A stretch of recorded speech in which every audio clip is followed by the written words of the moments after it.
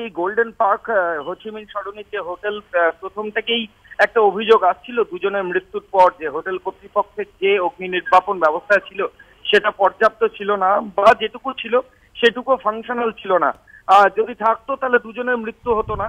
এবং দমকল কর্মীরা যেভাবে অ্যাক্টিভ হয়ে ল্যাডার দিয়ে বাইরে থেকে লোকজনকে বাইরে বের করে নিয়ে এসেছেন, ভেতরে যদি সেই পরিকাঠামো ন্যূনতম থাকতো তাহলে এই পরিস্থিতি অন্তত তৈরি হতো না। এরকম একটা অভিযোগ প্রথম থেকেই আসছিল। আমরা সকালেও পুলিশের শীর্ষ আধিকারিকদের সঙ্গে দফায় দফায় কথা বলছিলাম। তারা জানাচ্ছিলেন যে ফায়ার ব্রিগেডের তরফ থেকে একটা অভিযোগ হবে এবং তার প্রেক্ষিতে তদন্ত হবে, যেরকম কোনো অগ্নিকাণ্ডের ঘটনা ঘটলে ঘটে। এখনো পর্যন্ত লালবাজার সূত্রে যেটা খবর, যে ফায়ারের তরফ থেকে একটা অভিযোগ শেক্সপিয়ার সরণি থানায় জমা পড়ছে এবং সেই অভিযোগের প্রেক্ষিতে ভারতীয় দণ্ডবিধি 304-এর এ ধারায় গাফিলতিতে মৃত্যুর অভিযোগে মামলা রুজু হচ্ছে।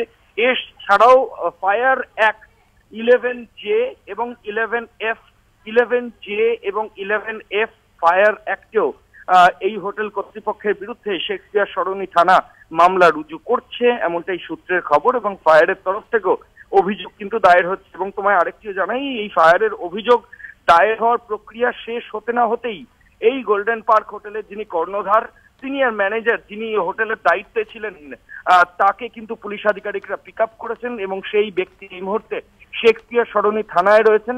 তাকে জিজ্ঞাসাবাদ বা জেরা করছেন শেক্সপিয়ার সরণি থানার আধিকারিকরা। যে অভিযোগগুলো আসছে সেই অভিযোগের প্রেক্ষিতে হোটেল কর্তৃপক্ষের কি বক্তব্য সেটা জানার জন্যই কিন্তু এই হোটেলের কর্ণধারকে টানা জেরা বা জিজ্ঞাসাবাদের প্রক্রিয়া। পুলিশ সূত্রে খবর, অভিযোগের প্রক্রিয়া কমপ্লিট হয়ে যাওয়ার পর হোটেলের এই আধিকারিক যিনি হোটেলের কর্তৃপক্ষের তরফে এসেছেন, তার যদি কমপ্লিসিটি বা যোগসাজশ প্রমাণিত হয় সেক্ষেত্রে তাকে গ্রেফতারও করা হতে পারে।